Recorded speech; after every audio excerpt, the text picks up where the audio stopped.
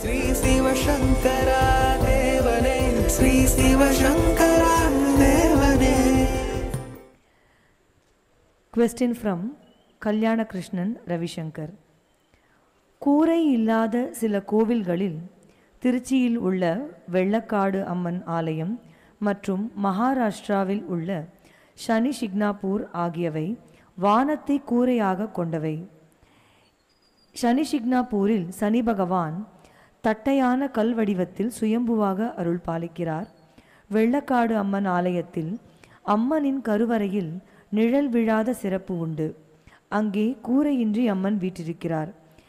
இந்த கோவில்கள் பற்றி விளக்கம். அது வெள்ளக்காடு அம்மன் கோயில் இல்லை, வெயில் உகந்த அம்மன் கோயில்.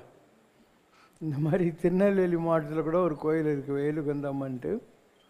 நார்மலாக நீங்கள் எதையெல்லாம் கோயில்கள் என்று வழிபடுகிறீர்களோ அதெல்லாம் ஹியூமன் லெவலில் இந்த உலகத்தில் வந்து ஒரு உயர்ந்த தவநிலையை எட்டி மக்களால் வழிபடக்கூடிய உயர்ந்த நிலைகளை அடைந்த ஆத்மாக்களுக்காக அமைக்கப்பட்ட இடங்கள். கடவுளுக்கு வந்து எதுவுமே கிடையாது, உருவமும் கிடையாது, இடமும் கிடையாது, சொந்தமும் கிடையாது, பந்தமும் கிடையாது. நீங்கள் பார்க்குற எந்த கடவுளாக இருந்தாலும் சரி, ராமர், கிருஷ்ணர், இயேசு, புத்தர், சீனிவாசன், எல்லாருமே உங்களை மாதிரி என்ன மாதிரி உலகத்தில் மனிதர்களாக பிறந்தவர்கள் தான். அவங்க தவம் செஞ்சாங்க. தவம் செஞ்சு அதில் தானமும் தவமும் தாம் செய்வராயின் வானவர் நாடு வழி திறந்திடுமேங்கிற மாதிரி அந்த 33 கோடி தேவர்கள் பதவி அடைகிறாங்க. அதுக்கு மேலே சில பதவிகள் எல்லாம் இருக்குது. ஆதித்யானாம் பண்ணுறாங்க, 12 ஆதித்யர்களில் ஒருத்தர், இல்லை ருத்ரானாம் 11 ருத்ரர்களில் ஒரு பதவி, இல்லை நட்சத்திரங்கள் இருக்குது இல்லையா, அதெல்லாம். அதனால் உலகுயிர் திரளலாம் ஒளி நெறி பெற்றிட அப்படின்னு சொல்கிறாரு வள்ளல் பெருமானார். இந்த உலகத்தில் ultimately after you liberate your spirit from the body, உடம்புன்றது ஜெயிலு, இதுலேருந்து உங்கள் ஆத்மாவை நீங்கள் வெளியே கொண்டது உடனே உங்களுக்கு கிடைக்கக்கூடிய ப்ரமோஷன் வந்து ஒரு ஒளி உடம்பு. ஒரு துருவன் இருந்தான், அவங்க அம்மா இறந்து போயிட்டா, சிற்றண்ணி அவனுக்கு அவள் லவ் கிடைக்கல. இப்போ நாரதர் சொன்னார், இவங்கெல்லாம் கிடைக்கிறாங்கடா, நீ பெருமாளை கும்பிடுன்ட்டு. அப்போ பகவான் அவனை துருவ நட்சத்திரமாக மாற்றிட்டார். வசிஷ்டர் இருந்தார், அவருக்கு நல்லபடியாக பணிவடையெல்லாம் செஞ்சிட்டு இருந்தா அருந்ததின்ட்டு. அவளை வந்து அருந்ததியாக நட்சத்திரமாக மாற்றிட்டு, நீங்களாம் நீ கல்யாணம் ஆன உடனே அம்மி மிதித்து அருந்ததியை பார்க்க சொல்கிறாங்க உங்களை. அதனால் உங்களுக்கு புரியறதுக்காக தான் சொன்னேன். நீங்கள் யாரையெல்லாம் கடவுள்னு நினைக்கிறீங்களோ அவங்க எல்லாருமே உங்களை மாதிரி இருந்தவங்க தான். உலகத்தில் உயர்ந்த தவநிலையினால் அந்த வையத்துள் வாழ்வாங்கு வாழ்ந்து வானுரையும் தெய்வத்துள் வைக்கப்பட்டார்கள். இது நீங்கள் ஒத்துக்கினா தான் நீங்களும் அந்த நிலைகள் அடைய முடியுங்கிறது உங்களுக்கு புரியும். இல்லை, your all gods in the making. நீங்களும் கடவுள்கள் தான். ஆனால் நீங்கள் ட்ரை பண்ண மாட்டேங்கிறீங்க. நீங்கள் இப்போ மனிதர்களாக இருக்கீங்க, இதுக்கு மேலே ப்ரமோஷன் இருக்குது இல்லையா, அதை விட்டுவிட்டு தலையின் இழிந்த மயிரணையர் மாந்தரம் நிலையின் இந்த கடைன்னு நாம் கடவுள் கொடுத்துருக்கக்கூடிய அற்புதமான இந்த பாடி இருக்குது இல்லையா, மெய், வாய், கண்மூக்கு, செவி, இதெல்லாம் வந்து கடவுளை அடைவதற்கு பயன்படுத்தாமல் இந்த உலகத்தில் இருக்கக்கூடிய இந்திரிய சுகங்களுக்காக பயன்படுத்துகிறோம். இந்திரிய சுகங்கள் என்ன இருக்குது, ஆடு மாடு கூட தான் குடும்பம் நடத்துது, அதுவும் குட்டி போடுது இல்லையா, அதுவும் சாப்பிடுது, அதுவும் சாணி போடுது. இதுக்காகவா நீங்கள்லாம் பிறந்தீங்க? அரிதறிது மானிடர் ஆதல் அரிது அப்படின்னாங்க. மானிடராக பிறந்த காலையும் இந்த கூன் குருளெல்லாம் இல்லாமல் இருக்கிறது ரொம்ப கஷ்டம். அதுக்கு பின்னால் தானமும் தவமும் தாம் செய்வாராயின் வானவர் நாடு வழி திறந்திருமேன். நிறைய தானம் பண்ணோம், நிறைய தவம் பண்ணோம், அப்போ நீங்கள் தேவர்களில் ஒரு பதவியை அடைவீங்க. அதை விட உயர்ந்த தவம் உங்கள்கிட்ட இருந்துச்சு அப்படின்னாக்கா நீங்கள் வந்து ஒரு ராமர் மாதிரி, கிருஷ்ணர் மாதிரி இந்த உலகத்தில் வந்து ஒரு ஹையர் லெவலுக்கு போனவங்க இருக்காங்க இல்லையா, தெய்வத்துக்கு இணையாக, அந்த மாதிரி நீங்கள் ஆகலாம். கடவுள் என்பது ஒரே ஒன்று தான் இந்த உலகத்தில் இருக்கிறது. அதுக்கு எந்த ஒரு நாமம் ஓர் உருவம் இல்லாருக்கு 1000 திருநாமம் பாடினாம் தெல்லையனம் கொட்டாமோ. கடவுளுக்கு ஒரு பேரும் இல்லை, ஒரு உருவமும் இல்லை. நாம் தான் சாஸ்திர நாமத்தை சொல்லி அவரை கும்பிடுறோம்.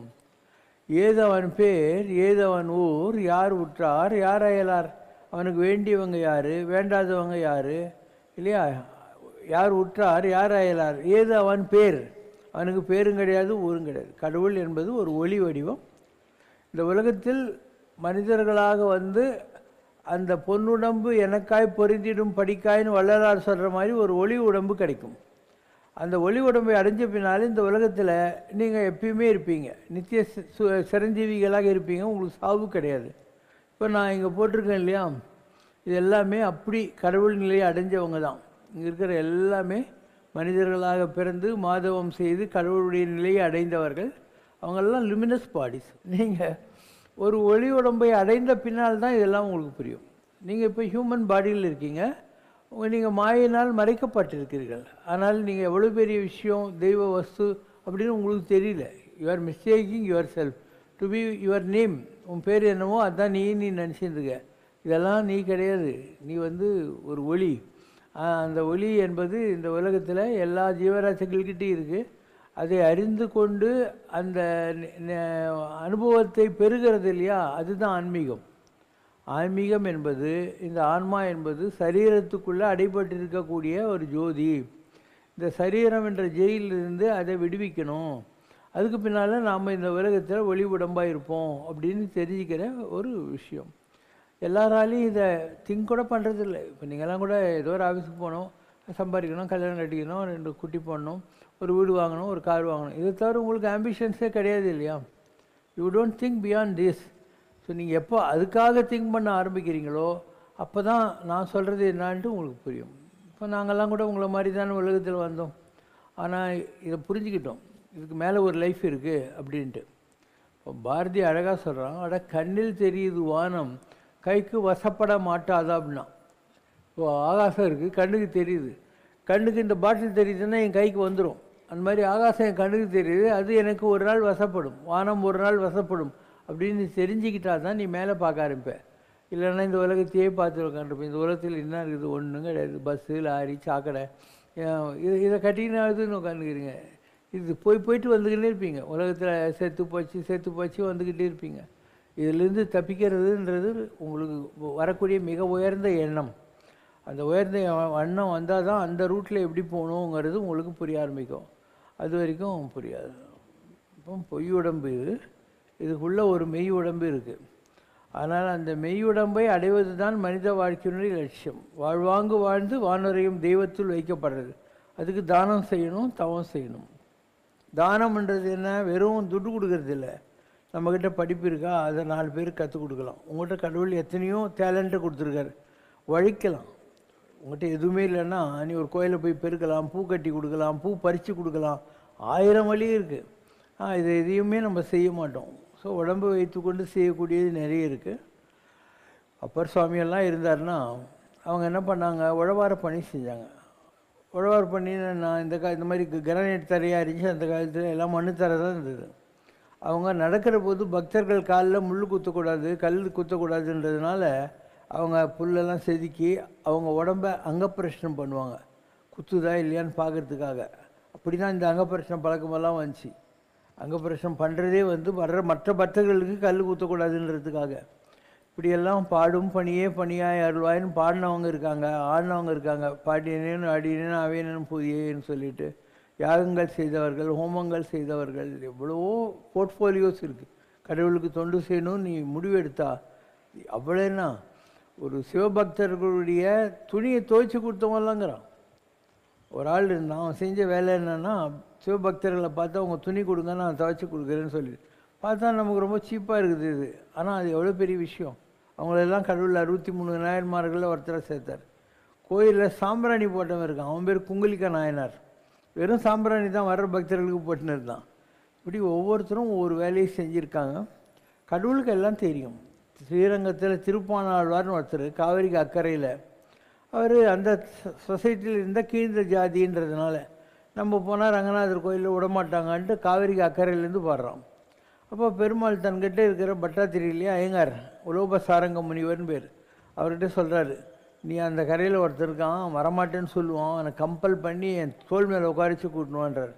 இவர் தோல் மேலே தூக்கின்னு வர்றார். அவரை பச்சை மாமலை போல் மேனி பவளவாய் கமலச்செங்கன் அச்சுதா அமரரே ஆயிரத்தம் கொழுந்து என்னும் இதெல்லாம் பார்க்குறாரு. பார்த்த உடனே அமலநாதி பிரான்ன்றார். மற்றவங்கெல்லாம் 4000 பாட்டு பாடிருக்காங்க. அதில் இவருடைய பாட்டு மொத்தமே 18 தான். ஸோ ஈன்ற மாதிரி அமலநாதி பிரான் அப்படி எல்லாம் ஆரம்பிக்கும் ஒரு பாட்டுலாம். அண்டர்கோவன் அணியரங்கனை கண்ட கண்கள் வேறொன்றை காணாவே அப்படின்னு சொன்ன உடனே அவருடைய ஜோதி போய் ரங்கநாதர்கிட்ட கலந்து போச்சு.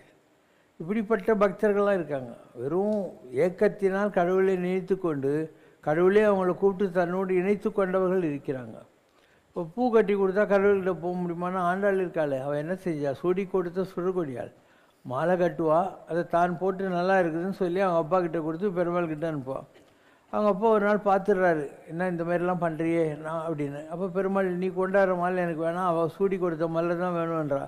ஸோ அவள் கட்டி கொடுக்குறான். அவளுக்கு 108 பெருமாள் கோயிலில் இருக்கிற பெருமாளை வந்து இன்ட்ரடியூஸ் பண்ணுறாங்க, 108 திவ்ய தேசங்களில். அதை அவள் ஷார்ட் லிஸ்ட் பண்ணி 4 பேரை செலக்ட் பண்ணுறான் 108 கோயிலில். முதல்ல இருக்கிறது மதுராபுரியில் இருக்கிற கிருஷ்ணன். அங்கே பார்க்குறான், கோட்டு கால் கட்டின மேல் காலையில் எழுந்திரிச்சு திருப்பாயை பாடி மணிக்கதவும் தாழ்த்திறம்பாய் வாடின்னு சொல்லி அங்கே போய் நந்தகுமாரன் நந்தகோபன் குமாரன் அவனெல்லாம் பார்க்குறான். இவோ ஒரு டிப்பிக்கல் ஐயங்கார் பொண்ணு. அங்கே வந்து பால் கறந்துக்கிட்டு இருக்கணும், அந்த வேலையை இவளுக்கு சூட் ஆகலை. அங்கே தானே நடக்கும் யாதவரில் கிட்ட, அதனால் சூட் ஆகுதுன்னு விட்டான். அதுக்கப்புறம் திருப்பதி வெங்கடாதிபதியை பார்த்தான். நம்ம இந்த உடம்பு இருக்கே இது உனக்காக தான். ஒரு யாகம் நடக்கிற போது அதில் பூர்ணாகுதியை ஒரு நாய் திருடின்னு போனால் எப்படியா, அந்த மாதிரி இந்த உடம்பு உனக்காக தான் பெருமாளே, நான் உன்னை தான் கட்டிக்குவேன், மானிடர்க்கென்று பேச்சுப்படின்னு வாழகில்லேன்னு கண்டாய் அம்மா நாய் அப்படின்னு சொல்லியிருந்தா. அப்புறம் வேங்கடவர்க்கென்று நீ விதித்தனையேன்னு கூட பாடினிருந்தா. அது என்னவோ ரிஜெக்ட் ஆகி போயிட்டார் பெருமாள். அதுக்கப்புறம் நம்ம கள்ளழகர் கோயிலுக்கு வந்தா, திருமாலின் சொல்லியில் அவரை பார்க்குறா. பார்த்தா 8 அடி உயரத்தில் இருக்கிறாரு. ஐயோ பியூனி ஐயங்கார் பொண்ணு, 1000 அண்டா அக்கார அடிசல் நான் படிக்கிறேன், பால்லேயே செய்கிற சக்கரை பொங்கல், அது வேணா உனக்கு படிக்கிறான், ஆளை விட்டுருன்னு சொன்னான். அவள் வசதி இல்லை, அதனால் பண்ண முடியல. பின்னால் வந்த ராமானுஜர் ஒரு அண்ணனாக நான் செய்கிறேன் அப்படின்னு சொல்லிவிட்டு அந்த அக்கார அடிசல் படித்தார் அப்படின்ட்டு ஒன்று. அது பண்ணி முடிச்சுட்டு அவர் ஸ்ரீவில்லிபுத்தூருக்கு போகிறாரு. எங்கே, நம்ம மதுரையிலேருந்து. மதுரை தாண்டி தானே ஸ்ரீவில்லிபுத்தூர் வரும். அப்போ கோயிலில் இருக்கிற ஆண்டாள் வெளியே வந்து அண்ணாவே அப்படின்னாலாம். ஏன்னா அண்ணன் தான் சீர்வரிசை பண்ணுவான், அதனால் அண்ணானான்னு கும்பிட்டாலாம். ஸோ அந்த ஆளும் ரிஜெக்ட் ஆகிட்டார். ஸோ 4வது நின்னது ரங்கநாதர் ஒருத்தர் தான். அவருக்கு தான் பூ கட்டி கொடுத்தாரு. கடைசியில் கடவுள் என்ன பண்ணார், மாவில தோரணம் கட்டி ஸ்ரீவில்லிபுத்தூர்லேருந்து ஸ்ரீரங்கம் வரைக்கும் இந்த ராஜா இருந்தான், அவங்ககிட்ட சொல்லி இவளை கூட்டணுவான்னு சொல்லி அங்கே போய் ரங்கநாதர்கிட்ட கலந்துட்டான். அப்போ ரங்கநாதர்கிட்ட ஆவிக்கினிய துறையும் கலந்து போனவங்க யார், இந்த திருப்பான ஆழ்வார் ஒருத்தன். ஆண்டாள் இவ்வளோ 2 கலந்து போனாள். இதே மாதிரி இன்னொருத்தி இருக்கா, அது வந்து துலுக்க நாச்சியார்னு பேர், அவுரங்கஜீப்புடைய பேத்தி. ராமானுஜர் அவுரங்கசீப்புக்கிட்ட போகிறார். எதுக்காகனா திருநாராயணபுரம் அப்படின்னு சொல்லி கர்நாடகாவில் ஒரு இடம் இருக்குது. அங்கேருந்த ஒரு செல்லப்பிள்ளைன்னு பேர். அது அவுரங்கஜீப் ஆளுங்க எடுத்துன்னு போயிட்டாங்க படையெடுத்த போதுன்னு. இவர் அங்கே போகிறார். அவுரங்கஜீப் ஆல் சைட் அண்ட் நீங்கள் நல்லவராக இருக்கீங்க, இருந்தால் எடுத்துன்னு போங்க, எனக்கு ஒன்றும் ப்ராப்ளம் இல்லைன்னு. பார்த்தா அந்த பேத்தி இருக்கா இல்லையா, அவுரங்கஜீப் பேத்தி, அவள் தான் துலுக்கநாச்சியார். அவள் விளையாடுற சாமான் இருக்குது. இவர் அதை எடுத்துன்னுட்டு வராரு. அவள் பின்னாலேயே ஓடி வர்றான், நான் என் சிலையை காணவன்ட்டு. இப்போ இவர் ஒரு ஃபார்முலா பண்ணுறார், அந்த சிலை பல்லக்கில் தூக்கின்னு போகிற சிலை கூடி நீயும் உட்காந்துக்கோ அப்படின்னு அவளையும் உட்கார வச்சு மைசூருக்கு கூட்டின்னு வராங்க. மைசூரில் வந்து பார்த்தா அப்படியே ஆவி எல்லாம் கலந்து போயிட்டா. யார், தன்னுடைய செல்ல பிள்ளையார் கூட கலந்து போயிட்டா அவள். அதனால் அவளுக்கு துலுக்கநாச்சியார்னு பேர். இப்படி கடவுளை நினைத்து கடவுளோடு 2 கலந்தவர்கள் இந்த உலக வரலாற்றில் நிறைய பேர் இருக்காங்க. அவங்க செஞ்சதெல்லாம் நிஜமாகவே கடவுளை நினச்சவங்க தான். டோட்டலாக கடவுள் கூட மெர்ஜாகணுங்கிற ஒரு பாவனையில் நினச்சவங்க. வள்ளலாரும் அந்த மாதிரி தான் பண்ணார். அவர் பார்த்தாரு ஜனங்களை திருத்தணுன்ட்டு. அப்போ வெள்ளைக்காரங்க ஆண்டுன்னு இருந்தாங்க, ஜனங்க அடிமை புத்தியில் தான் இருந்தாங்க, கஞ்சிக்கே வழி இல்லை. அதனால் ஜனங்களுக்கு ஒரு கஞ்சி தொட்டி திறந்து எல்லாருக்கும் கஞ்சி ஊற்றின்னு இருந்தார். இன்றைக்கி வரைக்கும் அந்த அடுப்பு அங்கே இருந்துக்கிட்டு இருக்கு வடலூரில்.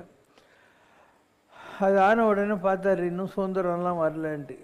இல்லை, கடவுளே சொன்னாராம் அவரை கூப்பிட்டு, பேய் பிடிப்புற்ற பிச்சு பிள்ளை மதங்களாலே என் மக்கள் மாண்டு போயினார். பேயும் பிடிச்சி பைத்தியம் பிடிச்ச மாதிரி மதங்களுடைய பேரால் என் ஜனங்கள்லாம் அச்சின்னு சாவுறாங்க.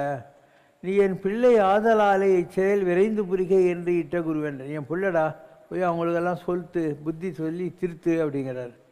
இவர் நான் சொன்னேன், எங்கே கேட்பாங்கன்னா ஒரு வெள்ளைத்துண்டை போட்டு தலைமையில் முஸ்குவாத்து உட்காந்துக்கிறார். அப்போ அவர் சொல்கிறார், அஞ்சலை அஞ்சலை யாம் அருளி தருகின்றோம், இக்கோணை மாநிலத்தவர் நின்னையே குறிக்கோளாய் கொள்வார். இந்த புத்தி கட்டு போன ஜனங்க நீ சொன்னால் கேட்குற மாதிரி நான் பண்ணுறேன்டான்ட்டு. அப்பயும் இவர் பயப்படுறாரு. சிவனுக்கு கோவம் வருதான். ஆணை ஆணைன்றார், என் மேலே ஆணை வச்சு சொல்கிறான் போலான்னு. அவ்வளோலாம் சிவனும் சொல்லி இவரும் ட்ரை பண்ணி ஒன்றும் நடக்கலை. அதனால் கடை விரித்தேன் கொள்வார் இல்லை அப்படின்னு சொல்லிட்டு அந்த கதவு சாத்தின்னு உள்ளே போயிட்டார். அதுக்கப்புறம் அவர் வெளியே வரவே இல்லை. இன்னொரு தடவை நான் வர்றேன் அப்படின்னு சொல்லிட்டு போயிட்டார். வல்லலார் இன்னொரு தடவை நான் வரேன்னு சொல்லிட்டு போயிட்டார். ஸோ இப்படி எவ்வளவோ மகான்கள் வாழை அடி வாழைன்னுவான். ஒரு வாழைக்கையில் இன்னொரு வாழை வந்துக்கிட்டே இருக்கும். இது மாதிரி இந்த உலகத்தில் புறத்தே வெளுத்து வெளியில் வெளியுமாங்கிறான். அகத்தே கருத்தை உள்ள அவனுக்கு இன்டென்ஷன்னால இல்லை, இஜகத்தை திருத்த இறைவனாலே வருவிக்கல் உற்றேனுங்கிறார். அதனால தான் கடவுள் என்னை இந்த பூமியில் அனுப்பிச்சாரு அப்படிங்கிறார். முடிஞ்சதா வள்ளலாரால் முடியல.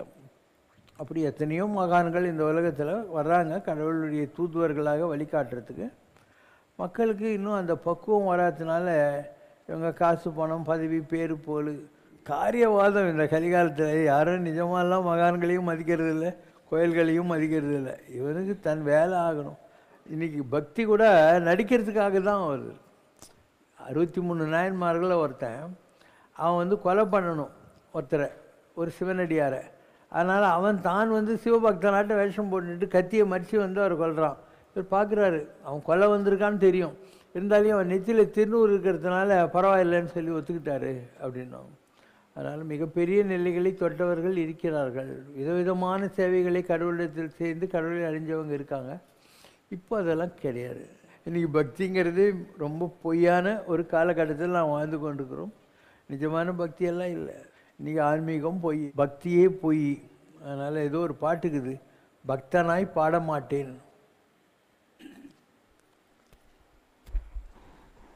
பக்தனாய் பாடமாட்டேன், பரமனே பரமயோகி, எத்தினால் பக்தி செய்கேன், என்னை நீ இகழ வேண்ட,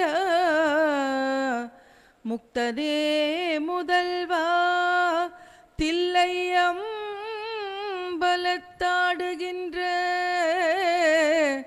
அத்தாவுன் ஆடல் காண்பான். திருவிசை நல்லூரைச் சேர்ந்த ஸ்ரீதர வெங்கடேச ஐயாவாள் மற்றும் மருதாநல்லூர் சத்குரு சுவாமிகள் ஆகியோரால் ஸ்ரீ போதேந்திராளின் நாம சித்தாந்த பணி சமமான வீரியத்துடன் பின்பற்றப்பட்டது. தென்னிந்தியாவில் இந்து சமூகத்தின் சமய வாழ்வில் பஜனை சம்பிரதாயத்தின் ஒரு நிறுவனமாக பரிணாம வளர்ச்சிக்கு ஸ்ரீ போதேந்திராளின் நாம சித்தாந்தம்தான் காரணம். இந்த போதேந்திராள் சுவாமிகள், போதேந்திராள் என்பவர் பகவத் நாம போதேந்திராள்னு பேர். அவர் சங்கராச்சாரியாராக இருந்தார். அவருக்கு இது பிடிக்கல. என்ன இது மடாஜிபதி வேலை, சாவி கொத்து இடுப்பில் சரிக்குன்னு கணக்கெழுதின்னு உட்காந்து இருக்கிறது அப்படின்னு சொல்லிட்டு அவர் இந்த மடாதிபதி வேலை வேணான்னு போயிட்டார். அதுக்கப்புறம் அவருக்கு பலவிதமான ஆன்மீக அனுபவங்கள்லாம் கிடைக்க ஆரம்பிச்சது. பெரிய நிலைக்கு போனார் அவர். இங்கே நம்ம கும்பகோணத்துக்கிட்ட கோவிந்தபுரம்னு இருக்கு இல்லையா, அங்கே இடத்துல அவருக்கு அதிஷ்டானம் இருக்குது. ஸோ அங்கே இன்றைக்கி கூட ராத்திரியில் நீ போய் படுத்துக்கினியானா ராம் ராம் ராம் அப்படின்னு சொல்லி அங்கே சத்தம் கேட்டு, நீங்கள் கூட போய் ட்ரை பண்ணிட்டு வாங்க. சமாதியிலிருந்து ராத்திரியில் ராம் ராம் ராம்னு ஒரு உச்சாடனம் கேட்டுக்கிட்டே இருக்காங்க. ஸோ கோவிந்தபுரத்தில் அவருடைய இடம் இருக்குது. ரொம்ப பெரிய நிலையை அடைந்த மகான் இவர் இருந்தார் இல்லையா, ஞானானந்தகிரி சாமி. அவர் திருவண்ணாமலை விசிறி சாமியார்கிட்ட சொன்னார், நீ அங்கேயே போகக்கூடாது அப்படின்னு. அவர் சும்மான்ட்டார். அதுக்கப்புறம் காஞ்சி மகாபெரியவர் ஒரு நாள் கார் அனுப்பி ராமசுரத்குமார் சாமியை வர சொல்கிறாரு. 2 பேரும் இப்படி கண்ணை மூடி உக்காந்துருக்காங்க. அரை மணி நேரம் ஆனோடனே நமஸ்காரம் பண்ணிட்டு கிளம்புறாரு. இப்போ காரில் வந்தவங்ககிட்ட சொல்கிறாரு, நாங்கள் என்ன பேசணும் உனக்கு தெரியணுமான்ட்டு. நீங்கள் தான் பேசவே இல்லைன்னு. நாங்கள் பேசிட்டோம். அவர் சொன்னார், எங்கள் மடத்தில் காஞ்சி இதில் போதேந்திராளுடைய இது இருக்குது, அவரும் உன்ன மாதிரி ராமநாமம் பண்ணவர் தான், நீ அங்கே போகிறியா, நான் வசதி பண்ணித்தரேன் கோவிந்தபுரத்துலன்னு சொன்னார். நான் இல்லை, எனக்கு திருவண்ணாமலையே பிடிச்சிருக்குன்னு சொல்லிட்டேன். அவர் ஆசீர்வாதம் பண்ணி அனுப்பிச்சிட்டாரு அப்படின்னு. அந்த மாதிரி இன்றைக்கி ஒரு அத்தாரிட்டி மாதிரி ராமநாமத்தினால மிக உயர்ந்த நிலைகளை தொட முடியுங்கிறதுக்கு போதநாம போதேந்திரால் ஒரு உதாரணமாக இருக்கார், இன்றைக்கும் இருக்கார். அதே மாதிரி தான் இந்த ஸ்ரீதர ஐயாவாள் திருவிசைநல்லூர். அவர் வீட்டில் திவசம் நடக்குது. அப்போ ஒரு ஏழை வரான், அவனுக்கு சாப்பாடு போட்டுறார் இவர். ஐயருங்கெல்லாம் நீ அபிஷ்டு பிராமணால் சாப்பிடாமல் அவனுக்கு எப்படி போட்டேன்னு. நான் எந்த திவசத்தை எங்கள் பெரியவங்க பித்திருக்களுக்காக பண்ணுறனோ அவர் அந்த வடிவத்தில் வந்திருக்காருன்னு நான் போட்டேன் அப்படின்றாங்க. அப்போ அவங்க வீட்டு கிணத்துல தண்ணி தேங்கினா அதில் கங்கை தண்ணி வருது. இந்த மாதிரி நிறைய இடத்துல நடந்திருக்கு. திருநெல்வேலி மாவட்டத்தில் சிவசைல மலைன்னு ஒன்று இருக்குது. அந்த கோயிலில் கும்பிட்டவங்க தான் அவங்க சிம்சன் குரூப் சிவசைலம் எல்லாம். அங்கே திருக்குறுங்குடின்னு ஒன்று இருக்குது. அந்த திருக்குறுங்குடியிலிருந்து மணியாட்டின்னு இருந்தவங்க தான் டிவிஎஸ் எல்லாம். நாங்கள் திருக்குறுங்குடி தான், அங்கேருந்து வந்தவங்க தான். இவங்கெல்லாம் பூஜை பண்ணதுடைய பலன் இன்றைக்கி அவங்க பரம்பரையெல்லாம் நல்லா இருக்குது. ஸோ அந்த இது இருக்கு இல்லையா, சிவசைலம் மலை, அங்கே அப்போலாம் வைப்பாங்க கல்லறைக்குறிச்சி, அதுக்கு பக்கத்தில் இருக்குது. நான் போயிருக்கேன் அங்கெல்லாம். அங்கே பெரிய ஒரு மகானுடைய சிவன் கோயில் இருக்குது.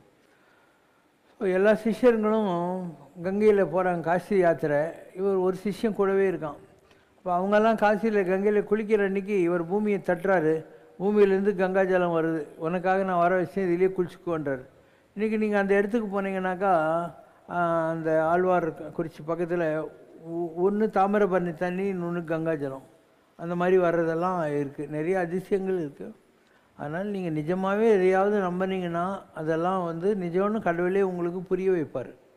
நீங்கள் சும்மா இந்த ஒப்புக்கு சப்பானி யாரும் சொன்னாங்கன்ட்டு ஒரு பட்டை மொட்டை கொட்டை விபூதி நாமெல்லாம் போட்டுருந்தீங்கன்னா ஒரு சும்மா வேஷம்தான் அது, அதில் விஷயம் வராது. ஸோ ஒரு ஏகாகிரமானா திட வைராகியத்தோடு ஞானத்தை எடுதலோடு நீ தேடுகிற போது நீ தேடின விஷயம் உண்மை என்பதை கடவுளே உனக்கு புரிய வைப்பார். நிறைய அனுபவங்கள் இந்த மாதிரி சொல்லிக்கிட்டே போகலாம் எப்படி நடக்குதுன்ட்டு. நான் ஏதோ ஜாலியாக பைஜமாக குர்த்தாலாம் போட்டுன்னு வாட்சை கட்டின்னு உட்காந்துக்கிற மாதிரி உனக்கு இருக்கும். நான் எல்லா கடவுளையும் கண்ணால் பார்த்துருக்கேன்னா உனக்கு நம்பிக்கை வருதான்? நான் எந்த கடவுளை கண்ணால் பார்த்தணும்? தெய்வ வடிவங்கள் அது அங்கெல்லாம் போட்டு வச்சுக்கிறோம் பார்த்தியா, இதெல்லாம் நான் கண்ணால் பார்த்து உங்கள் கேமராவில் காட்டினது தான். இந்த மாதிரி ஒரு கேமராவில் காட்டினது தான். நான் நிஜமாகவும் நிறைய பார்த்துருக்கேன். கங்கையில் முதல்ல நான் 1984 காயத்ரி ஜபம் பண்ண ஆரம்பித்தேன். யாகம் வளர்ப்பேன் டெய்லி. அது சபரிமலையில் இந்த மேல் சாந்தி பண்ணுவார் இல்லையா, அதை பார்த்து கற்றுக்கினேன் நான். அந்த தினம் மேலே பண்ணுவாங்க சாமிக்கு எதிரில், அதை பார்த்து கற்றுக்கின்னு நான் பண்ண ஆரம்பித்தேன். அது பண்ண 48வது நாள் எனக்கு காயத்ரியோட தரிசனம் கிடச்சி. அப்படியே அந்தம்மா காலை கூட நான் தொட்டேன். ஒரு 3 அடி உயரத்தில் இருந்தால் நெருப்பு மாதிரி இருந்தது அவருடைய பாதம். அப்போ அவள் சொல்கிறா, நான் யஜ்ஞ தேவதை, சூரிய பத்தினி, காயத்ரி என் பெயர், உனக்கு என்ன வர வேண்டும் கேள் அப்படிங்கிறா. இன்ட்ரடியூஸ் பண்ணிக்குவாங்க. ஸோ யஜ்ஞ தேவத்தைன்னா யஜ்ஞங்களுக்கு கடவுள் நான் தான், காயத்ரி என் பெயர், சூரியனுடைய மனைவி, உனக்கு என்ன வர வேணுன்றா. நான் இன்னும் வேணான்றேன், இல்லை ஏதாவது கேளுன்றா. சரி நீ யார் பார்க்க வந்தாலும் இல்லைன்னு சொல்லாமல் உனக்கு சாப்பாடு கீப்பாடு கொடுக்குற நிலையில் என்ன வெயினேன், அந்த வாரம் என்கிட்ட இருக்குது. அதனால தான் இங்கே எப்பயுமே ஏதாவது சாப்பிட கிடைக்கும் இல்லையா, எப்பயும் கிடைச்சுன்னு காயத்ரி கொடுத்து வரும். அதுக்கப்புறம் நான் 1985 பிப்ரவரியில் கும்பமேளாவுக்கு போயிருந்தேன். நான் போய் ஃபஸ்ட் டைம் அரிக்கி பயிறுன்ற இடத்துல நீ பார்த்துருக்கலாம், ஹரித்வாரில் ஒரு பெரிய கடிகாரம் மாதிரி இருக்கும் அந்த இடம், அதுதான் ஹரிக்கி பயிரி. பயிரின்னா பாதம், ஹரியோட பாதம்னு அர்த்தம். அங்கே ஃபஸ்ட் டைம் நான் அந்த காலத்தில் ஒன்றும் வச்சுக்க மாட்டேன், சர்ட்டு போட மாட்டேன், செருப்பு போட மாட்டேன், 2 காவி வேஷ்டி இல்லை ஐப்பசாமி வேஷ்டி, ஒரு ஜுவல்லாம் பையா இல்லை கோபால் பால் பிடி தான் இருக்கும் என்கிட்ட. ஸோ நான் அதை வச்சுட்டு தண்ணிக்குள்ளே முழுகிறேன். முழுகிற போது பச்சைப்பாடு கட்டின்னு ஒரு 3 வயசு குழந்த மாதிரி இடுப்பு இப்படி கை வச்சுன்னுட்டு, அங்கால் இத்தனை சால்கே பாத் அப்பா ஏவோன்னு ஹானி கேள்வியே அப்படின்னா, மாமா இவ்வளோ வருஷம் கழிச்சு இப்போ தான் என்கிட்ட குளிக்க வந்துக்கிறேன் நீ அப்படின்னா. நான் அப்படி எல்றன் தண்ணியிலேருந்து அவள் கண்ணிலேருந்து மறைஞ்சிட்டான். இந்த மாதிரி 2வது தடவை கைலாசத்துக்கு நான் ஒரு 11 தரிசனம் போயிருக்கேன். சைனாவில் இருக்குது கைலாசம். ஸோ அப்போ முருகர் ஒரு சின்ன குழந்தையாட்டம் இவ்வளோ கல், அந்த கைலாசத்தில் இருக்கிற கல்லில் வாட்டர் மார்க் இருக்கும், பாதம், வில்லம்பு, சிவலிங்கம், சூலம், இந்த மாதிரிலாம் இருக்கும். இவ்வளோ கல் அள்ளி என் கையில் கொடுத்து, மாமா இதை வச்சு அப்பாவுக்கு பெரிய கோட்டை காட்டு அப்படின்னா. அப்பான்னா சிவபெருமான், மாமானாக்கா பெருமாள்னு அர்த்தம். ஸோ முருகர் என்ன மாமான்னு கூப்பிட்டாருன்னு வச்சுக்கோயேன், கங்கை தாய் என்ன அங்கிள்னு கூப்பிட்டான்னு சொன்னேன் இல்லையா, அதனால தான் எனக்கு புக் முதல்ல போட்ட போது கடவுள் மாமான்னு அந்த புக்குக்கு பேர் வச்சுக்கோங்க. சரி கோட்டை கட்டுனா. அப்புறம் ஒரு தடவை நான் அங்கே காலையில் 4-5 மணிக்கு தியானம் பண்ணிட்டு உக்காண்ட்ருக்கேன் இதில் கைலாசில். அப்போது ஆகாசிலேருந்து அப்படியே இறங்குறாங்க 33 கோடி தேவர்களும் அவங்களுடைய வாகனம், அவங்களுடைய கிரீடம், அவங்க பட்டு பீதாம்பரத்தோடு அப்படியே ஆகாசிலேருந்து இறங்குறாங்க. நான் எங்கே உட்காந்து தியானம் பண்ணிட்டுருனோ அந்த இடத்துல இப்படின்றாங்க. நான் பயந்து போய், நான் தானே உங்களை கும்பிடணும், நீங்கள் என்ன கும்பிட்றீங்க என்ன? அவங்க திருப்பியும் ஆப் சாட்சாத் பத்ரி நாராயண் பகவான் ஹோ, நீ தான் சாட்சாத் பத்ரி நாராயணா, அதனால் உன்னை கும்பிட்றதுக்காக வந்துக்கிறோம் அப்படின்னா. இன்னொரு தடவை யாரோ என் காதில் சொல்கிறாங்க, அஜ்மீர் கந்தூரி தர்கா போ அப்படின்றாங்க. என்னடா அது, நான் கைலாசில் இருக்கிறேன், இவங்க அஜ்மீர் தர்காவுக்கு போக சொல்கிறாங்களேன்ட்டு. இருந்தாலும் போனேன். அங்கே தர்காவில் இருக்கார் இல்லையா, அவர் பேர் ஷாயின் ஷா. அக்பருக்கு குழந்தை இல்லாமல் இருந்து அவருடைய ஆசீர்வாதத்தில் குழந்தை பிறந்து அவருக்காக ஃபத்தேபூர் சிக்ரின்னு ஒரு இடத்தையே உருவாக்கி கொடுத்தான் இவன் அக்பர். அவர் எனக்கு தரிசனம் கொடுத்தார். கொடுத்து என்னை நம்புறவங்கெல்லாம் உங்கள்கிட்ட வருவாங்க, அவங்களுக்கெல்லாம் நீ நல்லது பண்ணு, நான் உனக்கு ஆசீர்வாதம் பண்ணுறேன். அதுக்கப்புறம் நான் மெட்ராஸ் வந்துட்டேன்னா, அப்போ அமித் பாய்னு ஒரு குஜராத்தி, அவன் வந்து ஒரு சிந்தாமணி கர்நாடகாவில் இருக்கிற ஒரு பிவிசி பைப் ஃபேக்ட்ரிக்கு டீலர். ஸோ அந்த அமித் பாய் ஒரு முஸ்லீம் என்கிட்ட கூட்டின்னு வந்தார். அவர் பேர் அமானுல்லா. அவர் சொன்னார், இந்த மாதிரி என் ஒய்ஃபுக்கு பேய் பிடிச்சிருக்குது, எங்கள் மதத்தில் இருக்கிறவங்ககிட்டலாம் போனேன், யாராலையும் அனுப்ப முடியல அதை வெளியே, இவர் சொன்னார்னு உங்கள்கிட்ட வந்துக்கிறேன்னார். நான் 5 ஊதுவத்தி கொடுத்து இதை போய் டெய்லி ஒன்று ஏற்றி வை, அந்தம்மா வாசனை பார்க்க சொல்லுன்னேன். அவர் ஒரு 20 நாள் கழித்து வந்தார். வந்து என்ன அதிசயம் சாமி, ஒரு ஊதுவத்தி ஏற்றின உடனே அவள் போயிடுச்சு அவளை விட்டு, இருந்தாலும் நீங்கள் சொன்னீங்களேன்னு 5 நாள் ஏற்றினேன்.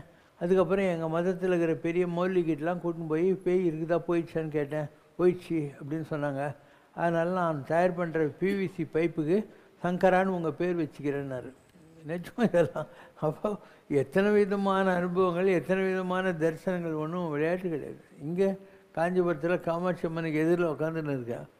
இவ்வளோ பெரிய கற்பூரத்தை தூக்கின்னு வந்து அங்கே இருக்கிற ஒரு ஐயரு என் கையில் வச்சு, ஐயப்பா இதை வச்சு அப்பாவுக்கு பெரிய கோட்டை கட்டு, சனாதன தர்மத்தை உலகமெல்லாம் பரப்பு பரப்பு அப்படின்றான். இது அந்த ஆள் பண்ணுற வேலையா?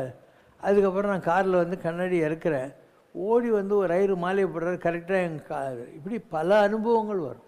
தேடுவது உண்மை எனில் உண்மையில் அது கிடைக்கும். தேடுவது உண்மை எனில் உண்மையில் அது கிடைக்கும். இதெல்லாம் எனக்கு வந்த அனுபவம் உனக்கும் தான் வரும்.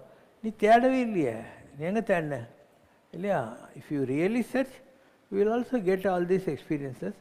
தெய்வீக உண்மை, ஆன்மீக உண்மை, நம்முடைய நம்பிக்கை தான் அதுக்கு பாஸ்வேர்டு, நம்ம நம்பிக்கை தான் அதுக்கு கீ. ஆனால் யாரும் தேடுறதில்லை. காசு, இந்த உலகத்தில் இருக்கிற சுகங்களை தேடுறாங்களே தவிர பெரிய விஷயங்களை யாரும் தேடுறதில்லை. வெள்ளத்தனையது மலர் நீட்டம், மாந்தர்தான் உள்ளத்தனையது உயரும். தண்ணி 4 அடி இருந்தால் தாமரை 4 அடி தான் வளரும், 40 அடி இருந்தால் 40 அடி போகும். அந்த மாதிரி வெள்ளம்னா தண்ணின்னு அர்த்தம். தண்ணி எவ்வளோ ஆழமோ அவ்வளோ மலருடைய கொடி நீளும். அந்த மாதிரி நீ எவ்வளோ பெருசாக நினைக்கிறியோ அவ்வளோ பெருசு. அப்போ உள்ளுவதெல்லாம் உயர்வுள்ளல், மற்றது தள்ளினும் தள்ளாமை நிறுத்து. நிறைய பெருசாக நடக்கலைன்னா உனக்கு என்ன ஆகுது? பெருசாக நினைக்கணும், எடுக்கிற போது சின்னதாக நினைக்காத அப்படின்னு அர்த்தம்.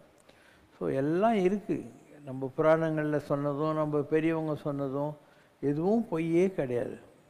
எல்லாம் நான் பெரிய மகான்கள் நிறைய பேர்கிட்ட பழகியிருக்கேன்.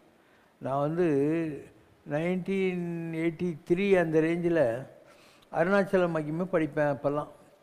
ஸோ காஞ்சி பெரியவர் நான் அதுக்கு முன்னே பார்த்ததே கிடையாது. மகா பெரியவரை அவர் எங்கே இருக்காருன்னு தேட ஆரம்பித்தேன். கர்னூலில் இருக்கார், ஏதோ ஒரு மில்லில் கேம்ப்பு அப்படின்னாங்க. அப்போ ஆகஸ்ட் 13, 14, 15 3 நாள் தொடர்ந்து லீவ் மாதிரி வந்துச்சு இல்லை. அதனால் காரை போட்டு நான் புதுசாக ஒரு கார் வாங்கியிருந்தேன், டிஎம்ஜே 1994ன்ட்டு. அந்த காரை எடுத்துக்கிட்டு நேராக கர்னூலுக்கு போனேன். போகிற போது 6 மணி ஆகிடுச்சு, இன்னும் பார்க்க மாட்டாருன்னாங்க. தூரத்துலேருந்து பார்த்துட்டு நேராக மந்திராலயம் போனேன். மந்திராலயத்தில் அப்போல்லாம் ரூம் கிடைக்கிறது ரொம்ப கஷ்டம். இப்போ நிறைய ஹோட்டலெல்லாம் வந்துச்சு. நான் சொல்கிறது 83. ஸோ ரூம் கிடைக்கல. கார்லேயே படுத்துன்னு துங்கபத்ரா குளித்து ராகவேந்திரரை பார்த்துட்டு நேராக அகோபிலம் வந்தேன். அகோபிலத்தில் மலை மேலே போய் அந்த அருவியிலெல்லாம் குளிச்சுட்டு நரசிம்மரெல்லாம் பார்த்துட்டு அதுக்கப்புறம் மெட்ராஸ் வந்து சேர்ந்தேன். மெட்ராஸ் வந்தால் எனக்கு ஒரு லெட்டர் வந்துருச்சு. யாருன்னா, நொச்சூர்னு பாலக்காடு பக்கத்தில் கொடுவாயூர்னு ஒரு இடம் இருக்குது. அந்த ஊர்லேருந்து ஒரு சாமியார். அவர் சொன்னார், நான் அகஸ்தியர் ஆசிரமம்னு ஒன்று இங்கே வச்சுருக்கேன். இங்கே வந்து ஒரு பிள்ளையார் இருக்கார். அந்த பிள்ளையார் தும்பிக்கை ஆட்டினா தான் நாங்கள் கோயிலை வந்து சாத்துவோம். அந்த அளவுக்கு இந்த இடத்துல காரை சித்தர்னு ஒரு மகான் பிரதிஷ்டை பண்ண பிள்ளையார் அது. இங்கே எங்கிட்ட ஒரு ஓலை இருக்குது, அகஸ்தியர் ஓலை. அதில் வந்தது, நான் என் செலவில் உங்களை இங்கே வர வச்சு 48 எழுத்து இருக்கிற சியாமலா கனக சங்கர்ஷிங்கிற மந்திரத்தில் யாகம் வளர்த்து உங்களுக்கு அபிஷேகம் பண்ணணும்னு உத்தரவாயிருக்கு, நீங்கள் வர முடியுமான்னு எழுதினார். நான் காரை போட்டுட்டு இல்லை சீக்வன்ஸ்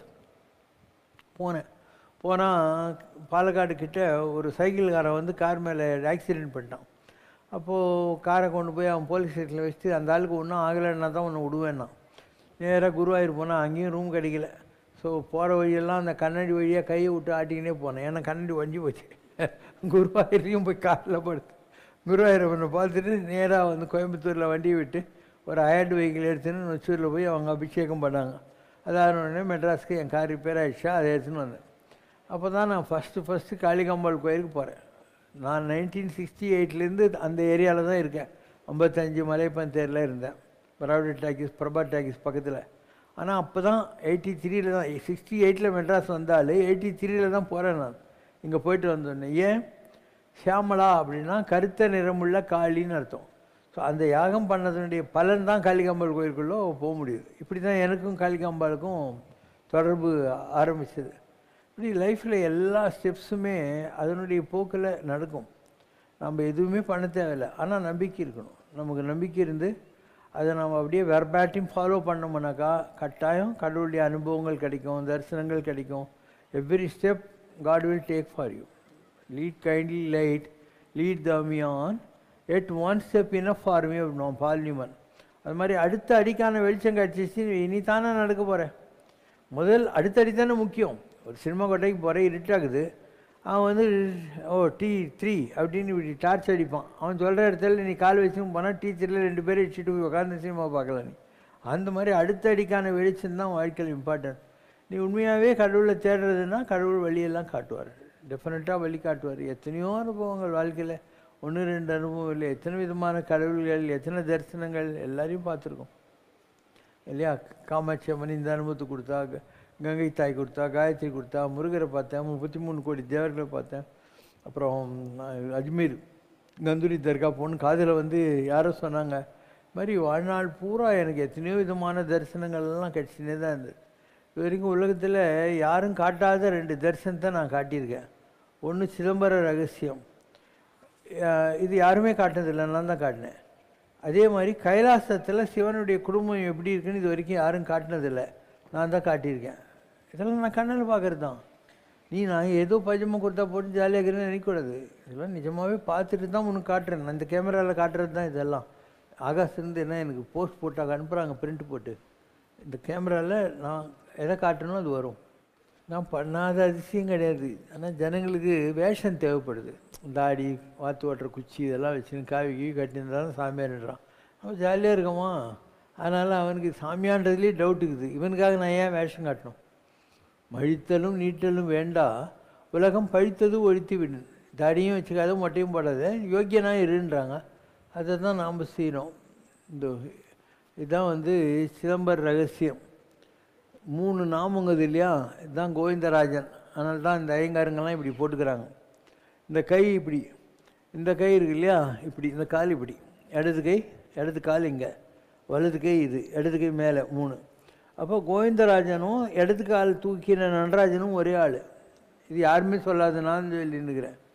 அதே மாதிரி இது இருக்கு இல்லையா, இதுதான் பூமி. இதில் பாரு ஓம் இருக்கும். இந்த ஓம் இல்லையா, இதுதான் வராக நரசிம்மர். விசாகப்பட்டினத்தில் இருக்கியா வராக நரசிம்மர், அது இதுதான். ஆகாசில் சூலத்து கூட தும்பிக்க, இதுதான் சக்தி சகிட கணபதி. ஸோ ஆகாசில் ஒரு ஓம் உல்ட்டாவாக இருக்குது. இந்த பார் பூமியில் ஒரு ஓம் இருக்குது, இது ஸ்ட்ரைட்டாக இருக்குது. இந்த 2 ஓம்னுடைய மேக்னெட்டிக் ஃபீல்டில் ஆகாசத்தையும் தொடாமல் பூமியும் தொடாமல் ஒரு காஸ்மிக் டான்ஸ் நடக்குது. அதுதான் கோவிந்தராஜன் நடராஜன். இது உலகத்தில் யாரும் சொல்ல, சிதம்பர ரகசியம். அதே மாதிரி கைலாசத்தில் சாமி எப்படி இருப்பார் அப்படின்னு இது வரைக்கும் யாரும் காட்டினதில்லை. இதோ தலையில் பிற, இங்கே நிற்கிறார் இல்லையா, இவர் தான் சிவன். இங்கே நிற்கிறாங்க இல்லையா, ஃபேஸு, கையில் கிளி, கரும்பு வில்லு, தலையில் மகுடம், புடவை, இதுதான் அம்பாள். முருகர் நீ நினைக்கிற மாதிரி வேல் வயசுன்னு குழந்தை கிடையாது, பாம்பு அவர். இது பார், இதுதான் நாக சுப்பராயுடுன்றது.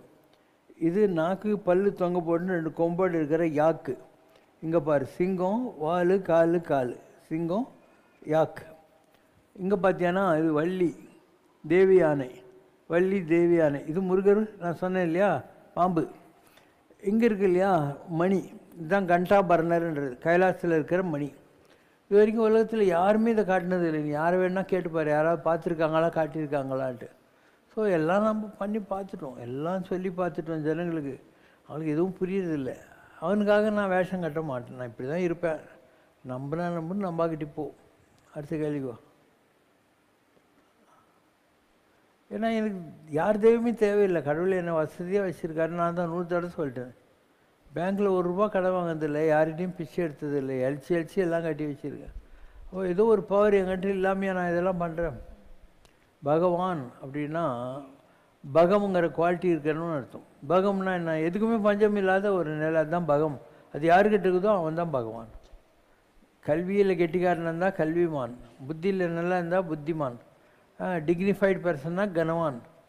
அப்போ யார்கிட்ட எதுக்குமே பஞ்சம் இல்லாத ஒரு மைண்ட் செட் இருக்கோ அவன் தான் வந்து பகவான். சிவசங்கர் பாபா இது பகவான்.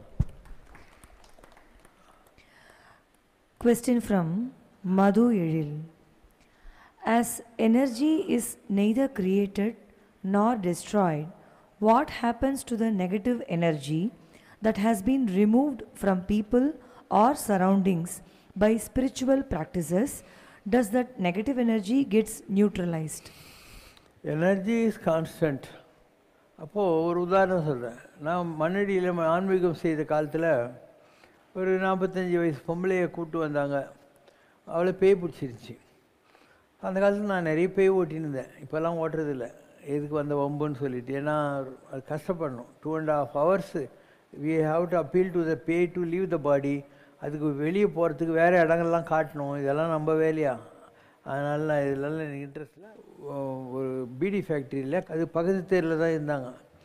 அந்த அவங்க வீட்டு பொன் குழந்தை உடம்புல ஏற்கனவே மாடியிலேருந்து குச்சி இறந்து போனால் இன்னொரு பெண்ணோட காற்று இருக்குது. ஸோ எங்கிட்ட கூப்பிட்டு வந்தாங்க. நான் அதை அப்பீல் பண்ணி ரெடி பண்ணேன்னா அந்த கண்ணாடியை உடச்சிட்டு அந்த காற்று வெளியே போச்சு. மறுநாள் வந்து இந்தாங்க 400 ரூபான்னாங்க. நான் சொன்னேன் 400 ரூபாய்க்கு நான் பேய் ஓட்டுறதில்ல, போயிட்டு வா அப்படின்னு. அதே மாதிரி யாராலையும் ஓட்ட முடியாத ஒரு பேய் இருக்குது. அது கருணாக ஏவல்னு பேர். மலேசியாவில் குலிம்னு ஒரு இடம்.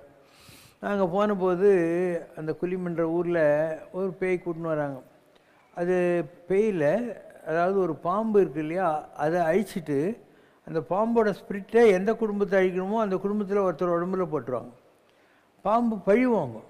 அந்த குடும்பத்தில் இருக்கிற எல்லாரையும் பழி வாங்கினே இருக்கும். அந்த மாதிரி ஒரு கடினமான கேஸ். உடம்பை எரிச்சிடுவாங்க. எப்படி அருணகிரிநாதருடைய உடம்பை எரிச்சிட்டாக்கா அவர் இன்றைக்கி வரைக்கும் கிளியாக சுற்றின்னு இருக்கிறாரோ அந்த மாதிரி உடம்பை எரிச்சிடுவாங்க. நான் அந்த ஊருக்கு போன போது என்கிட்ட கூப்பிட்டு வந்தாங்க. நான் சொல்லினே இருக்கிறேன், வேணாம் இது பாவம், இதை விட்டுடு அது இதுன்னு சொல்கிறேன். அது சொல்லுது, நீ சாமி, நான் பாம்பு விட மாட்டேன் அப்படின்னு. அதெல்லாம் எடுத்து காமிச்சிருக்கேன். நான் எடுக்காத இதெல்லாம் இல்லை. அதே மாதிரி ரொம்ப எந்த மீட்டிங் போனாலையும் மாதேவன் ஃப்ரண்ட் சீட்டில் வந்து நான் சாட்சி, பாபா ரொம்ப பவர்ஃபுல்லு அப்படின்னு சொல்ல ஆரம்பித்தார். இப்படி பல அதிசயங்களை எல்லா நாட்டிலையும் செஞ்சுன்னே தான் இருந்தோம். இப்போ நெய்வேலி பேய்க்கு வருவோம். இப்போ நான் பேய் ஓட்டுறதில்லை. அதனால் யாரையும் கூட்டின்னு வராது என்கிட்ட. எனக்கு தலையெழுத்தா எவ்வளோ கஷ்டப்பட்டு அதெல்லாம் பண்ணுறோம். நன்றியே இருக்கா ஜனங்களுக்கு. எல்லாரையும் எல்லா பேயும் பிடிக்காது. அது வெட்ட குறை தொட்ட குறை இருக்கும். போன ஜென்மங்களில் அப்படி தான் அது வரும். ஸோ நான் அந்த காற்றுக்கு அப்ளை பண்ணுறேன். எதுக்கு தொந்தரவு பண்ணுற, எங்கேயாவது போயிடுன்னு. அது சொல்லுது, என்ன இது அவ்வளோதான், வான் அவுட்டு, இந்த உடம்பு வந்து எனக்கு தேராது, நான் போயிடுறேன், வேறு இடத்துக்கு போயிடுறேன் அப்படின்னது. சரி சந்தோஷம், எங்கே போகிற சொல்லு அப்படின்னேன். அதுக்கு இப்படி ஒரு ஆள் கிடைக்குமான்னு. அப்போ எனக்கு கடவுத்கஜா தெரியாது, இல்லைன்னா விட்டு வச்சுருப்பேன்.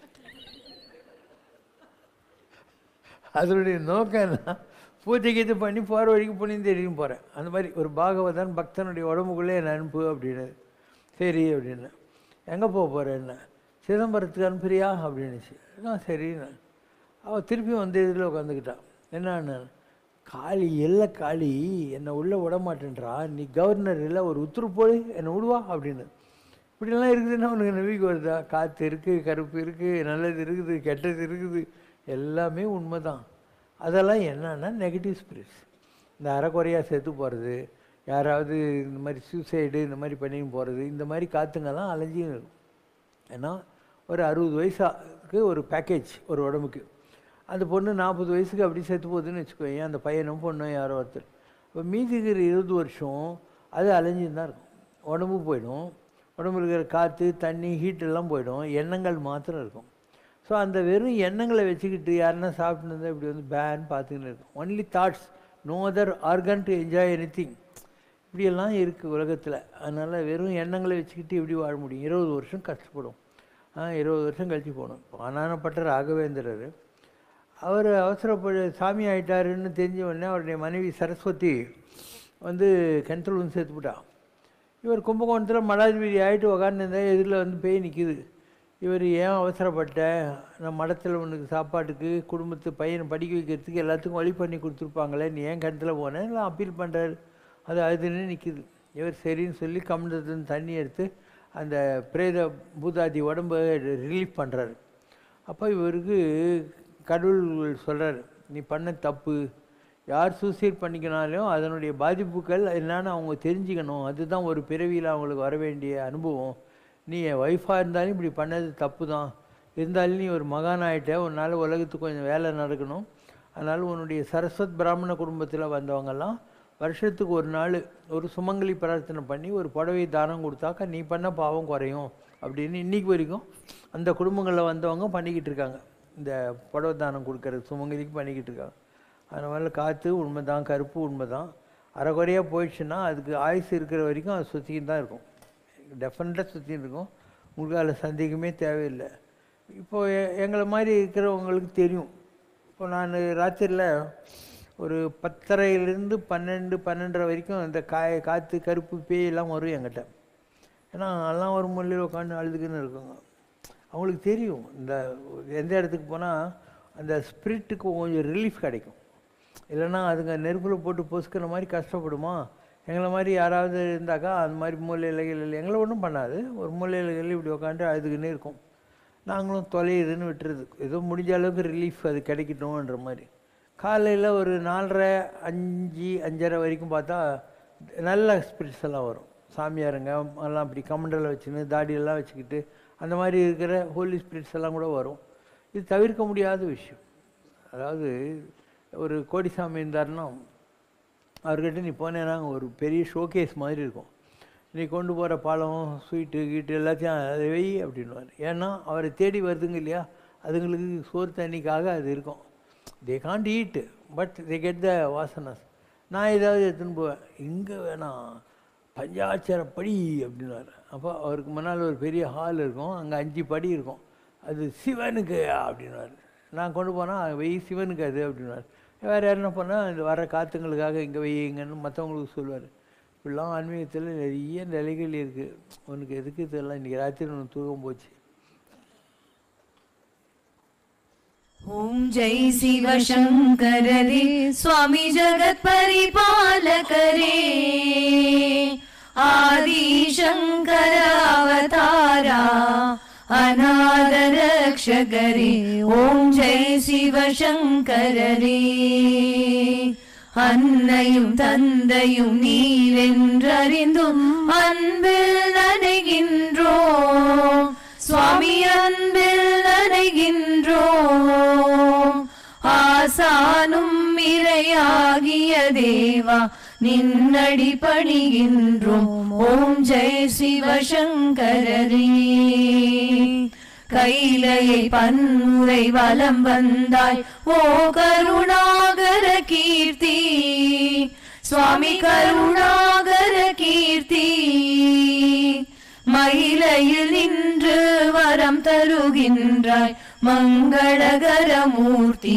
ஓம் ஜெய சிவசங்கரரே. ஆனந்த சாகரம் தனிலம்மையாழ்த்தும் அற்புதாருள் ஜோதி சுவாமி, அற்புதாருள் ஜோதி. ஆரத்தி செய்து பாடி மகிழ்ந்தோம் அருள்வாய் பரஞ்சோதி. ஓம் ஜெய சிவசங்கரரே. நாராயண நாராயண ஓம் சத்யநாராயண நாராயண நாராயண ஓம் நாராயண நாராயண ஓம் சத்யநாராயண நாராயண ஓம் சத்யநாராயண நாராயண ஓம். ஓம் ஜெய சிவசங்கரரே.